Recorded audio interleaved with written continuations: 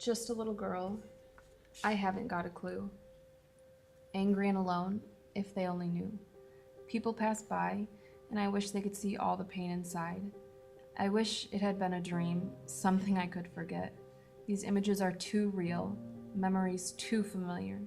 Sometimes I wish I were as invisible as I feel. Maybe men would leave me alone if I were never here. Lexi Smith was a 10-year-old girl from Chicago.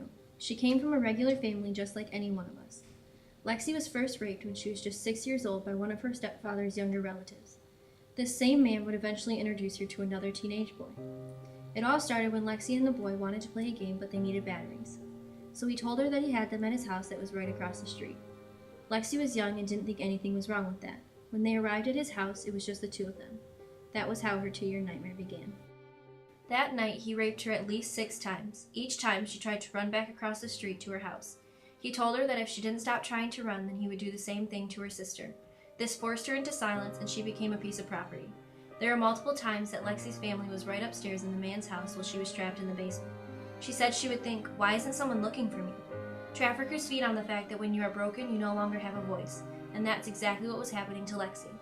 One day, he just left, and she went home. He is still out there today as if it never happened. 80% of human trafficking involves sexual exploitation, and 19% involves labor exploitation. Human trafficking is the third largest international crime industry, behind illegal drugs and arms trafficking, and it generates $32 billion every year.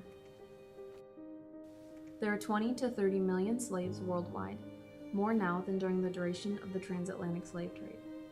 There are 600,000 to 800,000 people that are trafficked across international borders annually, with between 14,500 and 17,500 people trafficked into America annually.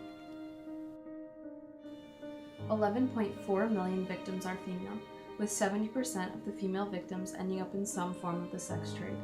9.5 million victims are male, with over 50% of the victims being children.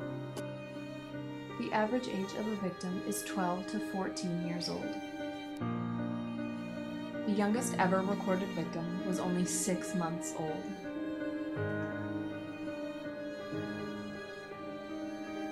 Michigan is second only to Nevada for human trafficking. The worst cities in Michigan for trafficking are Detroit, Grand Rapids, Ann Arbor, Kalamazoo, Lansing, Flint, and Mackinac Island.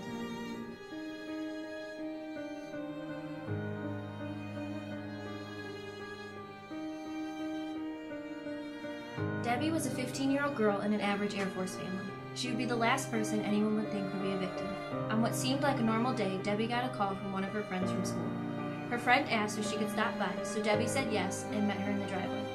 When her friend pulled up, there were 2 men in the car with her. When they were about to leave, Debbie's friend went to give her a hug, but instead she pushed her into the car. She tied up her hands and then put tape on her mouth. One of the men told her not to scream.